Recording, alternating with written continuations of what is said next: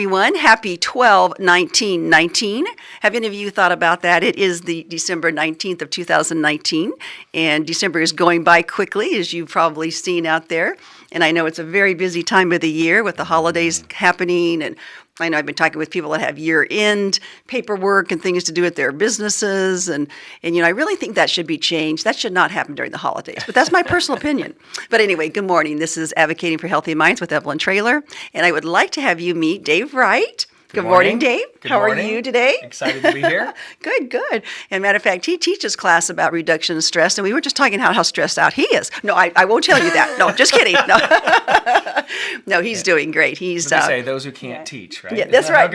Exactly. And he's been doing this for a long time, but he also understands it as a stressful time of the year. So are you all ready for the holidays yourself, Dave? Not a bit, no actually. But excited about them because looking forward to spending time with family. Yeah, and that's, I think, so important too. And we were just talking about that prior to us starting, also that the holidays can be a very stressful time.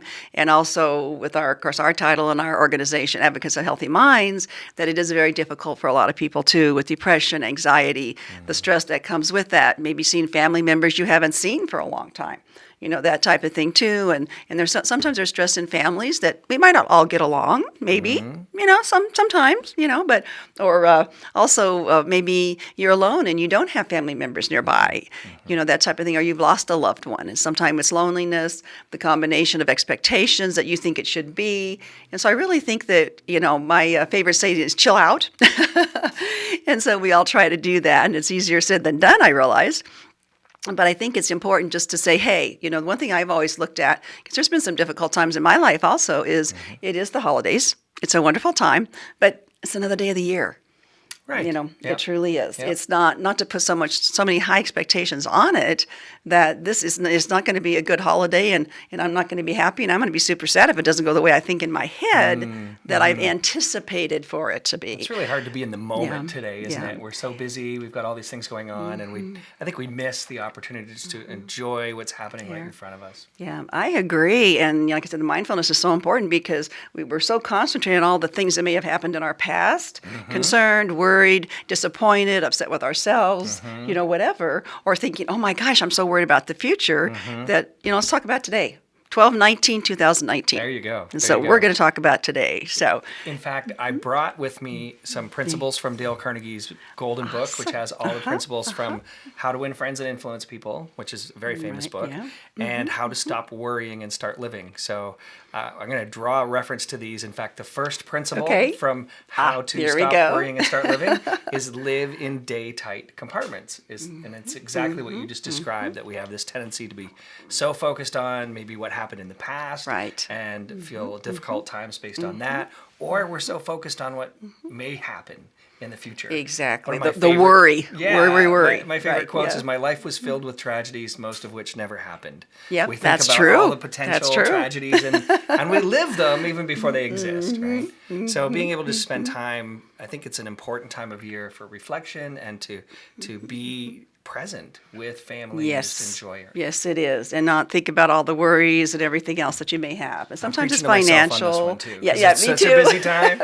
Trying to stay focused. I think it's good for us to both be on here too, because I felt a little hectic coming here this morning. So we do need to practice what we preach, right? Exactly right. So Dave Wright is one of the senior VPs of Dale Carnegie, and so he's been doing this for a while. So tell us, how long have you been with Dale Carnegie, and what is Dale Carnegie? Great. Well, I'm actually an anomaly because I grew up in a Dale Carnegie family. Both my mother and father were Dale Carnegie trainers. Gosh. So I didn't know that. I explain that I'm weird, and I get that. That's okay. But Dale Carnegie training, and we were just talking about this earlier, started in 1912 as a public speaking course. And it's continued to grow and flourish. And as much as Dale Carnegie recognized that people needed to overcome fear and be more confident, particularly in a group setting, they really needed to be able to get along well with people. That was maybe even the bigger challenge. Right. So he wrote a very famous book many years ago called How to Win Friends and Influence People.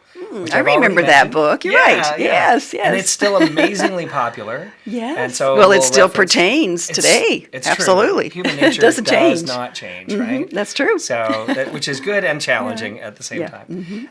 So now we're a global organization. We're in approximately 90 countries worldwide. Okay. We work with all sorts of different large organizations and small organizations and individuals as well. Yeah, wonderful. Because I'm familiar with some of your classes and that type of thing, and I would highly, highly recommend them. Like I said, no matter what it is in your personal life, your business life, or whatever, it can be very helpful. Absolutely. So, yeah. Absolutely. So, tell us about some of these principles. I see you have a cheat sheet here, but it's really cool. It's a golden book. Yes, and people can actually get a soft copy of this by going to our website. Oh, okay. And there's no charge for that. They can download it, and they'll get a how nice. copy of all these principles. Good, good. And I'm getting one free today. See, he's my friend. See, so.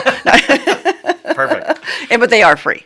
So one of the principles that just aligns with that in terms of gift giving, Okay.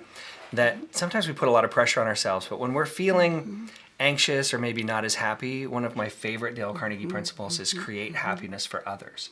And so it's funny how we get so absorbed in our challenges and our problems, and it's amazing how if you do something nice for somebody else, That's true. it changes how you feel as well. That's true. It's they say it's even bigger for the giver than the receiver in many cases, right? So if we think in terms of instead of our own loss or our own gaps in our life, if we think about the people that matter in our lives, and what can I do to make them happy? How can I help them? I'm not saying live exclusively right. to do make your other people happy and do not everything yourself. else in your life too, right? But when you're feeling that, it's a way to change that emotional factor. Right, because that's one thing that when we talk about depression and the different types of mental health issues that some of us have, the one thing I say is go volunteer. There are so many people out there that need help, and it's amazing when you go volunteer, your problems seem very, very little. Plus true. what you just said, getting out helps you feel good too. I can't tell you how many times I've had people, I have family members who've been missionaries, things like that, and they say, I'll do something for someone else, and I get doubly blessed by it. I really get so much joy from it. I was talking to a woman yesterday that's gone some really tough times, and she has 2 autistic little twins, and they're just cute as can be. They're both, I think they're both 6 years old, but it's very difficult. Single mom, that type of thing. And she said, well, I can't thank you enough for helping me and talking to me. And I thought, gosh, it's really my pleasure. Because, it feels good to me to know that family is going to get this additional help. So you are so right. Yeah. That's a great place to, it's the season for that, right? Exactly. So focus but like on you those, said, all year long, too. Yeah. And focus on those positive things. So another one of my favorite principles, which I remind myself of often, 2 principles. One is count your blessings, not your troubles. Yes. And so that's a discipline I've tried to just do personally as I'm going to bed. It's really easy to sit there and think about all the things I need to do tomorrow, all the things where I blew it today. None of us blow anything daily. I just mess we up never make any mistakes. No, I'm perfectly comfortable with admitting my own mistakes. Yeah, me too. Because I'm good at it. So, but just counting my blessings, saying, well, what went well? What am I thankful for today? And they even say that chemically changes our brain when we think about gratefulness and thankfulness, and we have that mindset. And I like to do that last before I go to bed, and I find I wake up with slightly less anxiety when I jump out of bed in the morning. So, because I'm so type A, and I don't know, everybody's different, but I'm very type A, and I just want to go and do. And when I have that time for reflection, if I'm not careful, I'll focus on negative things. And so, which leads to the other principle of just fill your mind with thoughts of peace, courage, health, and hope. There's an old saying, you are what you think about, right? And it's so true, because our bodies are awesome, and if we didn't have a heart, we couldn't live, of course, and so on. But our brain is what runs it all. And it's going all the time. And it is, yes, even when you're sleeping. Yes, that's right. Yes. So you are so right, because what you think and feel can affect you physically have a good health either. And so it truly does. That's a very strong point. And that's continuing growing area of research, right? How much impact stress has on your body and your health. In fact, I've heard, I remember reading an article, this is a while ago, I'll have to find the source if you really want to know it, but it was saying somewhere in the range of 80% of illness is in some ways either contributed to or even caused by our mindset and our stress level. So I believe it. Yeah. Because like you said, it's been proven that people in hospitals will heal more quickly according to their attitude or faith or whatever too. So sense. Yeah, it makes does. Sense. Yeah. Absolutely. So I did do a little bit of research. I Googled it. Yeah. Dave, don't admit that on everybody now. You're supposed to be the expert. Long, actually, I just asked, so what's different about the holidays, right? Because you had said we're going to talk about stress in the holidays. And I thought, well, what's special about the holidays that creates stress that maybe we don't experience other times of year? And what all the articles I was reading identified that there are 3 key contributing factors to stress, particularly in the holidays. And those were time. Somehow we feel more pressure for time and needing to get everything done. Right. And that could be anything from maybe you feel the pressure to create a great meal for your family, or you need shopping, to get out and shop. your presents. So if, I fully accept that I will be out Christmas Eve getting my last few presents He's the one I'm going to see on the news at 10. That's me. Who has our presents now? And, who you're going to doesn't? get what you get. I just, only can control so much.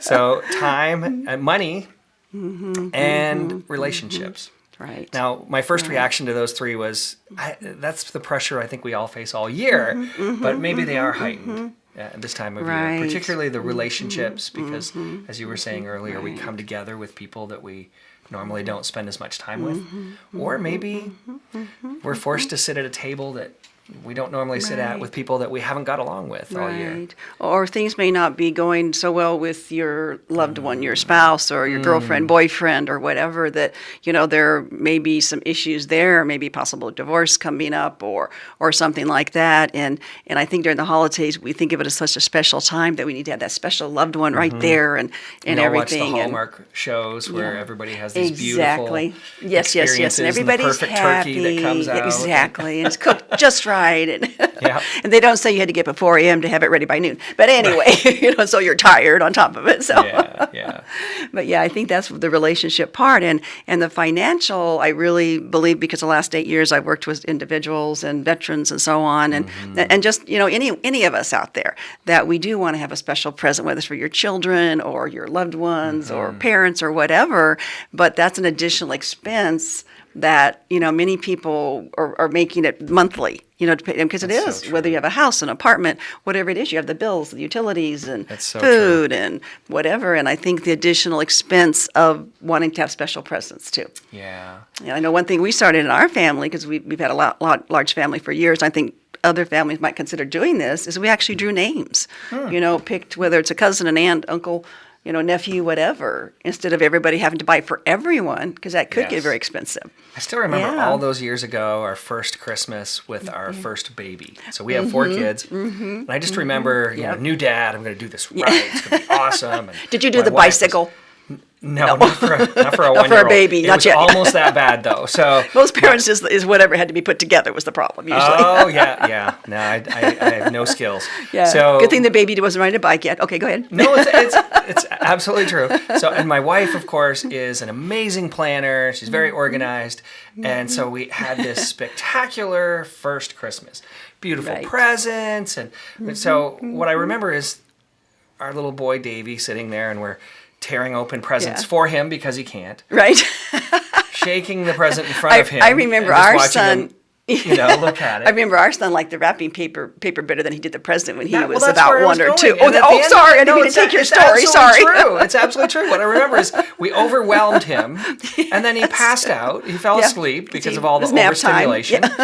And then when he woke up, he played with the boxes. Yeah, exactly. So and the wrapping paper, like I said. Right. And we worry so much about getting just the right teddy bear or whatever it is. Exactly. He has no memory of this. I learned a big lesson that we create and put so much pressure on ourselves and these high expectations, and that I'm not a good dad or not a good mom if I don't create all these things. Right, that's in your own head. That, like you said, the child or whoever may not even notice. He doesn't remember. We got a couple of good pictures, but that's it, And so for all that that's stress, a good point. all that money, and the reality is it was self-created pressure that just didn't need to be there. And I think just from what we're talking about, through this whole conversation, I think it's a lot of it is self. We cause it ourselves. Just like you said, it has to be this perfect meal. And I don't know about you all, but, I've cooked for years, and I have family members that have cooked, and we brought things to the meal or whatever. And, I remember it was really, really good, but I don't remember specifically, was the turkey just perfect or wasn't it? Right. And most people don't care. Those little moments with family, maybe a nice conversation. Those are the things that stand out. Maybe where we were or whatever. Yeah. And so I think that's a really good, and I want y'all to really think about that. Are you bringing some of this on yourself? Seriously. And again, it goes back to chill out. Yeah. If it's not perfect, it's okay. And I've been trying, my goal this year was to get Christmas cards out right after Thanksgiving. Guess what? They are sitting on the table and they are ready. So anyway, but I'm like, it's okay. So find a way to make that a good thing. Maybe deliver that's what I'm a few thinking. yourself. Yeah, there you go. There's things you can do. Yep. Find other but ways to get I'm there. cool. I'm chilling. Exactly. But I'm going to work on them tonight. No, just kidding. There's a word that we've been talking around and mentioning is expectations. Correct. And we have really high expectations of ourselves.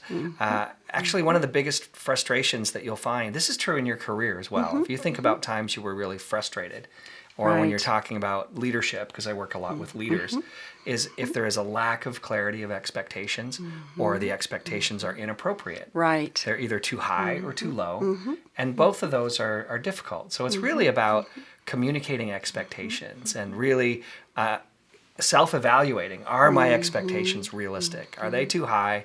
Am I putting too much pressure on myself? Or even worse, do I have expectations of others that they shouldn't have to live up to? That maybe, I hear this phrase a lot, even in my own family. I would do this. Well, you're not them. Right, So why put that exactly. expectation on somebody when that's not their role? They don't have your life experience. So don't put that pressure on other people to perform the way that they should in your mind. One of my favorite Dale Carnegie principles too on managing stress is expect ingratitude. That we have this tendency to do things for others and then do it with the hope that, they're going to come, and I hear this all the time. I put this beautiful meal together, and I did all these wonderful things. And it takes them 2 minutes to eat, and then and then they go fall asleep on the couch. They didn't appreciate it. And is there any football on? That kind of stuff. And there's no, gratitude. Wow, you did so much. So then the question is really, why did I do it? Right. Did I do it because I wanted them to come to me and say, wow, you're awesome, thank you so much? And should they? Probably. Yes. Yes, they should. So you all remember that. Especially you guys that go watch football and don't say thank you. Remember that another good relationship principle is give appreciation. So give honest, sincere appreciation, Dale Carnegie said, for relationship building. Right. But then if we do that, we did this out of our love for them. Right. We did it because we wanted to do it. And that should be reward enough. In fact, Dale Carnegie uses the example in his book on stress from the story of Jesus who heals the lepers. And he says he healed 10 lepers, which really he made people who were social outcasts now be able to be part of society, healed them as well, so they feel better, everything. And only one came back to thank him.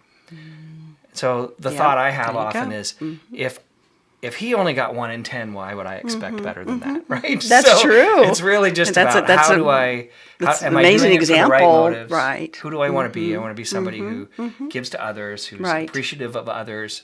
And if I put that on myself, that I can look back and say, I was true to who I am. Right. Like you said, it's from your heart, and you've done what you needed to do. And if they all go watch football or whatever, then it's okay. Join them. Or not. Go read a book. Do what you want to do. Whatever you want to do. That's right. I know sometimes you watch the football and I'll go read my good book, but I can watch football and read a book at the same time. Pretty impressive, huh? I know people who can. Yeah, we women are very talented, aren't we, ladies? So anyway. But I think that's all the points you're making are so good. And when you talk to leaders, like I said, it doesn't matter if it's a leader or your personal life, all these ideas and items that you're talking about work for everything. It's really true. The big struggle, of course, for a leader is that this time of year is challenging too. There's a lot of reflection, and it should be a time of celebration, but it also is something where you're thinking about next year already. Right. We're planning next year, and how do I make sure that next year is better than last year? And we had a very successful year in our. So I managed the Austin, Houston, and San Antonio area. Great, congratulations! Thank you. We had a huge successful year. We just had our regional conference, our North American conference. Wonderful. We won an embarrassing amount of awards. It was actually really great. Good. So see, I only have the best on my radio show. See, so it was fantastic. And then here it is, the end of the year, and so now what's the joy of business? Okay, how'd it go last year? Great. So let's do another 20% on top of that. Right. And so immediately go into the mode of, okay, how do I make How am I next going to do year that now? better than last year? And so being type A, I have a tendency not to reflect on success. I just look forward to what's next goal, let's go get it. And that's an important thing for me.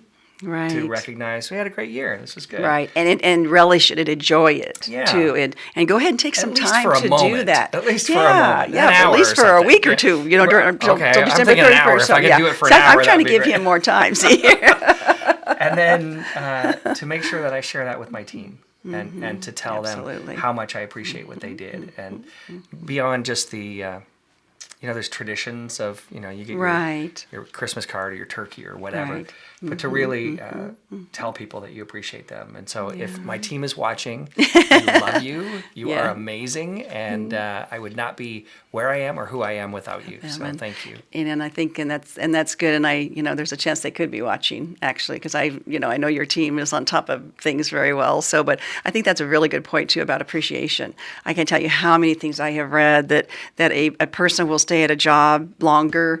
They'll be at the job, whatever, and be appreciated. They'll work harder, better, whatever word you want to use. That's so true. But it's so important to be appreciated. It's such an easy thing to do. Just thank you for your time. Expensive. Thank you for what you've done. Right. No, it doesn't cost anything. Right.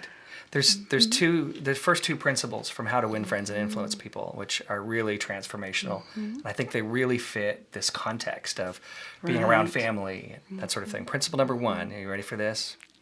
Don't criticize, condemn, or complain. Don't be that person, as my dad would say, don't be that person who brightens up a room by leaving.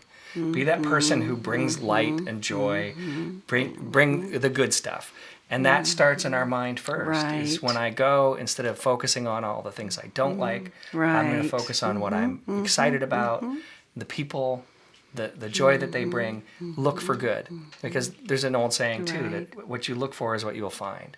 If you look for problems, if you look for things that people are not doing, if the turkey's not cooked the way you like it, that kind of thing, it's so easy to focus on that. But then there's hundreds of beautiful things that we overlook, and we focus on the few things that are not there. And that goes back to relationships we were talking about too, because as you're talking, that's what's making me think about that also is how many relationships do we have that? Because I know, in the past when I've been criticized, and I think I'm very good about saying I'm wrong. I remember the Fonzie years ago. The he did go like, he couldn't even say the word wrong, right? Yeah. And so I know with our son, even growing up, I would say it's okay to say I'm wrong. Wrong. I want to say it big, wrong. If you're wrong, admit it quickly and emphatically. Yes. And it's amazing how that just clears the air. Right. At the same time, if we're trying to be that person who's bringing joy this season, don't be the person who focuses on the negative. Exactly. Focus on the positive. And like I said, that criticism too, if you're feeling depressed at all, whether it was Christmas a whole year or the holidays or whatever, is that when you get that criticism, it's people do not realize that, people that are trying to pull themselves out of whatever or up from whatever they've dealt with, whatever it is in life, is that when you get that criticism, it just makes you go the other way because you have worked so hard in yourself to do better and to be, to do the things you want to do, not to feel that depression. Maybe you've had counseling, you're working on the things you need to work on or whatever. And then you get that criticism and all the other things you listed. It just makes it tough. It doesn't even make you feel better when you do it. Like when you criticize somebody else, it's not like you feel better. There, I told them. That's not. In fact, there's research that shows that by giving criticism, they talk about venting. You got to be able to vent. So you get around. And I figured out at one point I'd found a complaint buddy. I would sit around and complain with all the time. Yeah. And sorry about that. You're out there. You probably know who you are. I've repented of that because it didn't help me. It didn't help them. It does. When we're in that negative mindset, you can't be creative. You don't find solutions. All you do and is makes you feel negative too. It does. It's just an environment that's not healthy. It's not helpful. So research is indicating this whole thing about venting, not self-reflection or talking through problems. I'm not talking about that, but just that sitting around and complaining does not make you feel better. Does not make the other person feel better. You don't come up with anything else. So in Dale Carnegie, we have an exercise where we have people identify areas of stress in their life, and then they look at some of these principles that we've been talking about and say, how could I, if I applied this principle, what would happen? And then we actually have them in a group stand in front of everybody, and there's a line, and we have them jump over the line and say, but now I am living in day tight compartments, or they identify their strategy. And it just goes to reflect that it's a mindset shift first. It's a decision first. And when you do it physically, it makes really your mind, I mean, you really, like, it I'm not makes it profound. You know, over the Christmas dinner and jump up, but now, I'm not saying, but make that mental shift. I don't know, that might help everybody at the table if they did that, maybe. Well, if they're all Dale Carnegie graduates, they'll know exactly what's happening. Exactly. And the others will think, boy, do we have a weird family member. Exactly. But anyway. But so to me, the but now on criticism is appreciation. Is to say, what's going well here? What do I appreciate? And then you cannot feel bad while giving someone else appreciation. It just changes you. That's true. And because, like you said, your thought pattern is so important too. Yep. It's about, so I think about it as a mindset. I don't want to be a person who's critical. I want to be a person who looks for a positive, looks for the best in others. And I think, too, when people say they appreciate you, you're more apt to go, well, you know, that felt pretty good. So, it sure does. Maybe I should be doing that, too. It transforms relationships. Whether, like I said, whether it's you're a leader where you're the boss, or you're just, you know, the supervisor at your department or whatever, or, you know, in your family. It's so true. Everywhere, or in the organizations you're involved in. Somebody may be in clubs and organizations, and you know most of that is volunteer type organizations too, and helping other people, and no one can hear "I appreciate you" enough. That's you will true. never get tired of that. In fact, I ask that in a group of room of leaders, and I'll say, so how many of us here feel we get too much appreciation? Show of hands. Yeah.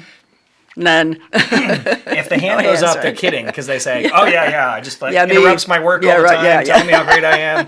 It just it's I get nothing done because people are telling me it all day long. You know, so you're like, So sometimes people say, "But if you give people appreciation too much, then they won't appreciate it anymore." And my thought is, I don't think that's entirely true. Personally, it's kind of like when you have great food, the more you appreciate food. My favorite TV shows are on the Food Network. So I watch shows about food because I love food. And so my appreciation for food goes up, right? Right. That being said, even if it were possible that you could give too much appreciation, I usually follow up with the question, do you think we're anywhere near that threshold? Yeah. Like, no, I don't think we could probably double or triple the appreciation we give and still not be overdoing it. So there might be a risk, but I somehow doubt we're anywhere near it. And I think too, you know, for women, and I mean, of course, men and women in relationships now, or you know, husbands and wife both do cooking, you know, that type of thing. But I think it's also, I don't think you can hear it enough that thank you for the dinner tonight. Thank you. You know, because like I said, I've been cooking for, it feels like 100 years. But anyway, it feels like it. I think many ladies out there feel that way too. And, you know, but I would never get tired of that because you took the time, you know, did that and it's really true. And everything. And I heard a woman say exactly how I feel too. We were talking about, it was in a class actually I was giving, and we were talking about appreciation and that type of thing. And what she was saying is that she says, well, I love cooking, but I don't like doing the dishes. You know, and so I think that's a good scenario is I like doing this, but I don't like the follow-up. So we need to continue that follow-up too, like you were saying, with the appreciation and it's whatever else. It's an opportunity to help and contribute. So really it's about relationships, time, money, and relationships. And talking about time, I could talk to you for hours. Dave and I have known each other for a few years now, and he's been gracious enough to volunteer his time a few times for some places that needed speakers, and we appreciate that so much.